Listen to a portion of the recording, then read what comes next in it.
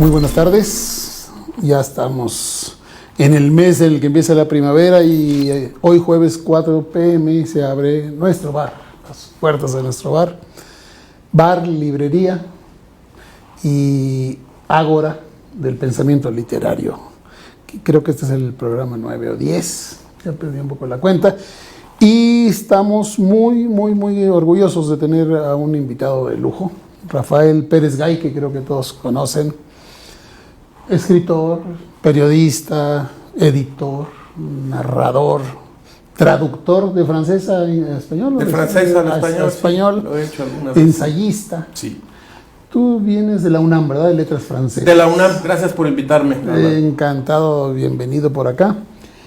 Vamos a hablar un poco de tus libros, de la literatura en general. Tenemos 25 minutos que puede durar este programa. Rafael, antes de entrar a tus libros, que es el tema realmente importante, cuéntanos algo que le pregunto a todos. ¿Por qué eres escritor? ¿En qué momento de tu vida decidiste no ser abogado o contador público y ser escritor? Sí, bueno, mira, yo pertenezco a mí no me gusta hablar de generaciones, pero pertenezco a una generación de escritores que pudieron precisamente cambiar esto que tú dices. Es decir, antes los escritores eran abogados, eran maestros, los menos médicos, y allá en los años 70, 75, 76, pudimos dedicarnos a la edición y vivir de la edición. Entonces eso nos acercaba a las letras de otros y nos hizo lectores. Soy escritor porque leí durante mucho tiempo y porque considero que la lectura es uno de los principales requisitos para que alguien escriba. Periodismo o literatura, ficción o no ficción. Y también te cuento, y les cuento a quienes nos ven y nos están ahora escuchando, que en mi casa había siempre una mesa de periódicos, de muchos periódicos. ¿Tu papá era periodista? Mi papá era solamente un lector desaforado de periódicos. Y mi madre era una lectora pausada de novelas. Y me parece que por eso escribo. Las dos cosas. Ambas cosas despertaron desde muy temprano en la casa. Y entonces decidí en algún momento, hay algún tipo de escritor que decidió serlo a solas, escribiendo un cuento, escribiendo una novela, empezando a escribir poesía. Yo vengo de otro lado, que es el periodismo. Para mí el dilema entre periodismo y literatura no lo es un falso dilema, y empecé a escribir en suplementos culturales, en el suplemento La Cultura en México, que dirigía entonces Carlos Monsiváis. Allí hice mis primeras armas, en el muy viejo periódico 1+1, en el año de 77, publicaba yo algunas notas, y del periodismo me fui moviendo, digamos, o fui descubriendo que el periodismo es una forma muy exigente de literatura, y luego di un salto a los relatos súbitos, y luego otro, digamos, a la novela, a la novela de no ficción, que es lo que he hecho recientemente. Es un camino. Bueno, tú decías que no crees entonces cuando yo estoy escribiendo una novela, yo escribo 2 columnas todos los días. Sí.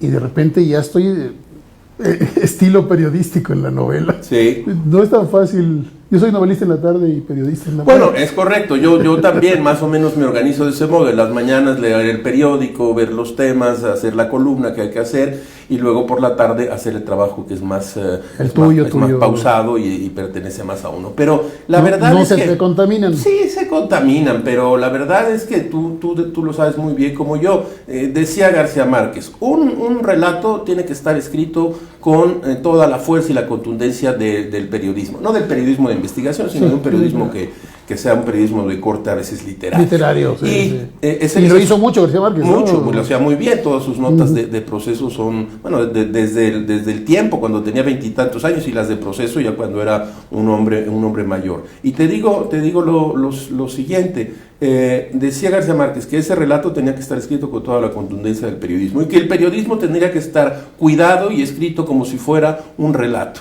De modo que yo creo que hay que proceder de ese modo para quienes nos dedicamos tanto al periodismo como a la literatura, entre comillas, o el relato, la ficción, como le quieras decir. Normalmente el modus vivendi está en el periodismo, Así es.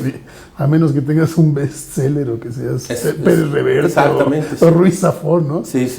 Y ¿Tienes algún proyecto? ¿Qué estás haciendo ahorita? ¿Qué estás escribiendo? Ahora estoy terminando, Ahorita vamos a hablar de hecho terminé ya una novela que es parte de lo que yo llamo una trilogía indeseada. Te cuento por qué. Porque escribí un libro que se llama Nos acompañan los muertos, que es la historia de dos viejos, para más datos los padres del narrador, es decir, mis propios padres, en la alta vejez y su camino hacia la desaparición, hacia la muerte, van hacia la nada. Pero no solo trata de eso, trata de la Ciudad de México, trata de la familia, de la constitución, de cómo se creó esa familia. Y, o sea, ¿tiene autobiografía? Es prácticamente no ficción y es prácticamente un retrato con nombres de toda la familia. Ah, con sus nombres. Con sus nombres y tocado de modo hablado. Yo creo que cuando uno pone los nombres tiene que decir una buena cantidad de cosas para que sea verosímil y tenga fuerza. Y luego escribí un breve relato que yo no hubiera querido escribir, que se llama El cerebro de mi hermano, que es la historia de la larga, penosa y muy grave enfermedad de José María Pérez Gay, escritor, diplomático, querido amigo, político. Bueno, y escribí ese relato que no hubiera querido escribir. Y luego ahora publicaré pronto, cuando digo pronto será, pues, no sé, por ahí de mayo, junio aparecerá una novela también de no ficción en donde el narrador se enferma. Entonces es sobre la enfermedad. Entonces de modo que tenemos a los viejos, tenemos a un ser querido y a un hermano mayor que enferma y muere, y luego el que narra, que sufre una enfermedad, y que mientras está investigando la historia de los escritores modernistas en México, José Juan Tablada, Amado Nervo, Luis G. Urbina, el gran pintor Ruelas, el escultor Contreras. Eso es lo que va a salir. Y recientemente han aparecido una antología personal en Tusquets de mis cuentos, que yo mismo hice, que se llama Ar de Memoria. Y qué buen título. Ar de Memoria, bueno, porque me di cuenta que tenía que ir atrás y traer lo que yo sentía que me representaba mejor, y eso pues es un ejercicio de memoria, ¿no? Entonces, pero estás recopilando muchas cosas, ¿no? Tuyas, personales, bueno, sí. Es tu vivir para contarlo. Exactamente, Márquez, ¿no? Exactamente, así es. Y luego, te cuento esto, hice en un breve libro, no sé, de unas 100 páginas, reuní las crónicas que escribí después de los sismos del 19 de septiembre de 2017 y las reuní con otras que tenía de los sismos de 1985. Y ese libro que tienes ahí en las manos, que hice con Héctor de Mauleón, que es una guía de 200 lugares imprescindibles del centro histórico. A ver, vamos a hablar un poquito de esto. Lugares que debe uno conocer. Este sí es de verdad, dice. Sí, aparte muy bueno, de muy buena calidad. Marta, cuando tiene invitados de honor, se pone espléndida. A ver, cuéntanos, Centro Histórico, 200 lugares imprescindibles, Héctor de Mauleón y Rafael Pérez Gay. Se trata de lo siguiente, de la editorial Caldearena y del gobierno de la Ciudad de México. Este libro surge después de algunas conversaciones que de Mauleón y yo habíamos tenido y donde reunimos nuestros intereses históricos por la Ciudad de México, por los autores de los que te he contado ahora hace un momento, y llegamos a una conclusión que era tan obvia que nos parecía complejísima, y sin embargo es como este plato magnífico de uvas, queso y pan. En México, el centro histórico no está suficientemente señalizado. Totalmente de acuerdo. Desconocemos, vamos pasando por edificios extraordinarios y desconocemos qué pasó en esos edificios.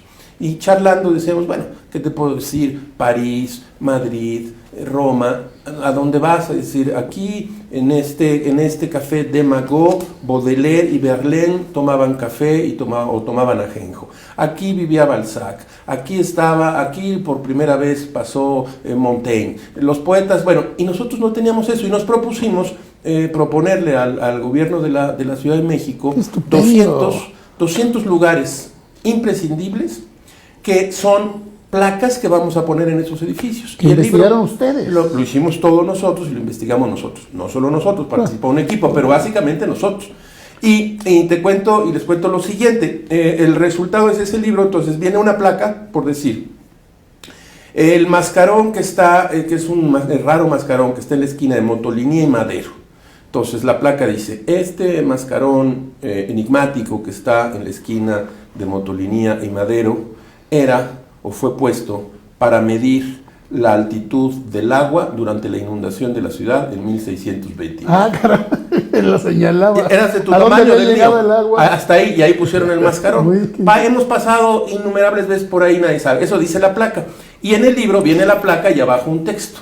Un texto que dice, entre otras cosas, en 1629, como todos sabemos, esta es una ciudad lacustre que se hizo sobre lagos, sobre Texcoco, Xaltocan, Zumpango, Xochimilco, Chalco. Sobre eso estamos. Bueno, cuando tiembla, esa ciudad lacustre nos manda voces, nos habla con toda seguridad. Aquí nos agarró el 19 de septiembre. No, aquí está, no, y aquí en esta zona debe sentirse espantoso. Bueno, y entonces, debajo de eso debajo de la placa en el libro viene una pequeña historia, diciendo la ciudad se inundó, 5 años estuvo inundada la ciudad.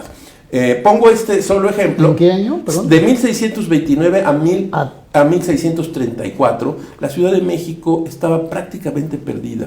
Los edificios, los cimientos de los edificios, de los conventos estaban prácticamente cayendo. O sea, al grado de que pensó el virrey que podría llevarse la ciudad a otro lado. Habían pensado llevársela a Puebla, pero las ciudades no se pueden mudar como se mudan las Tan familias. fácilmente, ¿no? Y entonces hubo que esperar esos años a que la ciudad ya no estuviera inundada, se asentara y bueno, y salió adelante.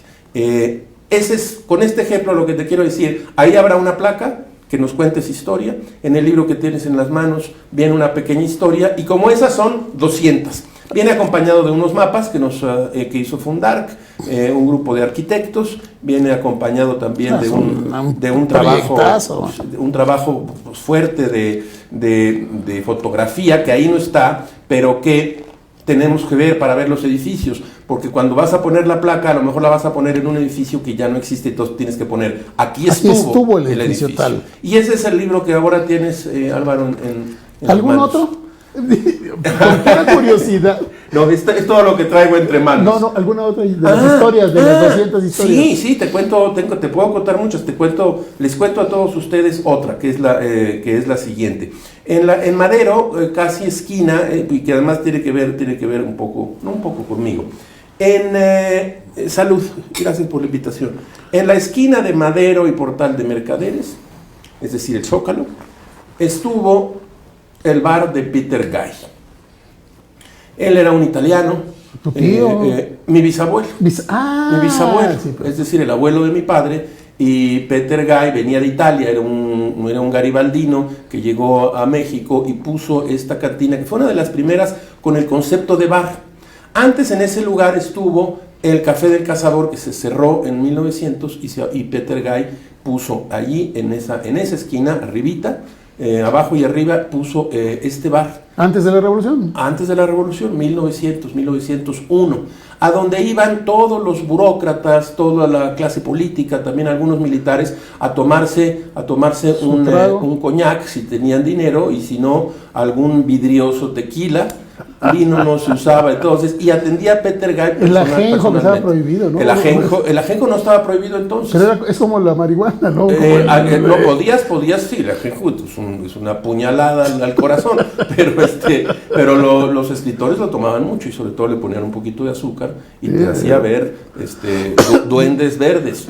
Entonces veías el águila sobre el nopal. Así es. Bueno, ahora hay una placa ya ahí que dice: en este lugar estuvo entre los años de 1898 y 1901, por decirte, el bar de Peter Gay, en uno de los primeros, visitado por eminencias porfirianas, militares y políticos. ¿Y el edificio existe? Sí, ese es el edificio original. Ajá. El mero original, que es Portal de Mercaderes, donde está en la esquina de Madero y Portal de Mercaderes, sí, en los portales.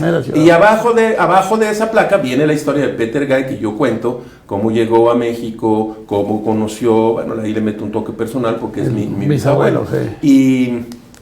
Y te cuento otra rápida si tenemos tiempo. tiempo. ¿De qué origen? ¿De español? Italiano. Italiano. Ah, ok. Él era un soldado, ¿El apellido Gay es italiano? Es italiano, sí. ¿Ancona también? Sí, desde luego. Ancona suena además, ¿no? Y te digo esto, enfrente a un costado del Zócalo ha habido desde hace tiempo una estatua a Enrico Martínez. Enrico Martínez es también una calle, la calle que está atrás de la Ciudadela. Bueno, Enrico Martínez en realidad era un cosmógrafo alemán que se llamaba Heinrich Martins, y que llegó como cosmógrafo del virrey y fue a quien se le encargó en aquellos años de 1600 y tantos, 1625, que hiciera el primer desagüe de la Ciudad de México. Fue el primero que tuvo la idea de que en el Tajo de Nochistongo empezara a salir el agua, porque como tú sabes y saben todos ustedes, traer el agua a la Ciudad de México y sacarla siempre fue un calvario. ¿Sí?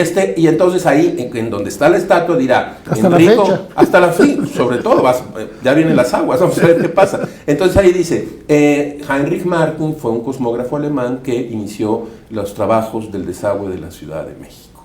Y luego, ahí en el libro, viene la historia de él. Cosmógrafo. Cosmógrafo se les llamaba entonces, es decir, conocía la bóveda celeste, pero al mismo tiempo podías dedicarte como Enrico Martínez a la bibliografía, a los libros, tuvo una imprenta, es un personaje notable, un personaje extraordinario. Hemos pasado 25, 30, 50 veces por ahí y probablemente la gente no sabía que Enrico Martínez era el que había hecho el primer desagüe de la ciudad. ¿Qué otros libros el tiempo se nos agota? Sí. Es horrible. No, hombre, no. Yo podría estar platicando 2 horas. Pero aparte, ya me piqué. Bueno. Y ahora me voy a leer. ¿Y qué otros libros tienes ahorita en circulación? ¿O está? Bueno, mira, tenemos los los recientes. Hay uno, el que te dije que es Arte de Memoria de los Cuentos. Circula también El cerebro de mi hermano y circula un libro de cuentos al que yo le tengo especial afecto, que se llama Paraísos duros de roer, que son 5 relatos largos, claro. Cuyo centro es cómo los paraísos en la vida real prácticamente son inexistentes y tienden más bien a ser en muchos momentos infernales. Para terminar, ¿cómo es el ambiente de los escritores en México? ¿Son cuates unos de otros? Ahora es el 9º que tengo aquí sentado, o 10º. Sí. A mí me caen muy bien todos. No sé si hay...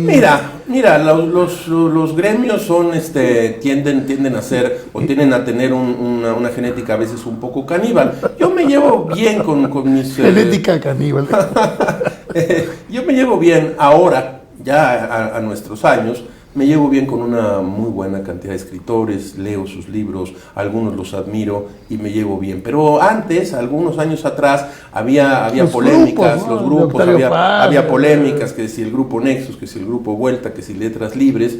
Y yo lo único que puedo decir es que todas esas polémicas no son sino realmente unos momentos de los cuales uno termina arrepintiéndose tarde o temprano y muchas veces avergonzándose. Es decir, es lo que llamamos el palenque. ¿Para qué hacer el palenque? Mejor, si quieres polemizar, polemizas de toda la forma. Y bueno, esos son a los escritores que yo conozco. Conocer a la mayoría. Sí, los conozco a la mayoría. Soy afín a unos, mucho más a la literatura de unos que otros. Pero ahora la llevo muy en paz y tengo muy buenos amigos en el gremio. Perfecto. Pues muchísimas gracias. Gracias por invitarme. Nos alcanza. Aquí te dice Marta cuando sale el programa. Perfecto. Te lo mandamos. Perfecto. Para que lo vayamos moviendo. Y salud, bienvenido. Salud. Amigos. Oye, está muy bueno el vino. Sí, está muy bueno. Kalisha. Muchas gracias. Nos vemos el próximo jueves.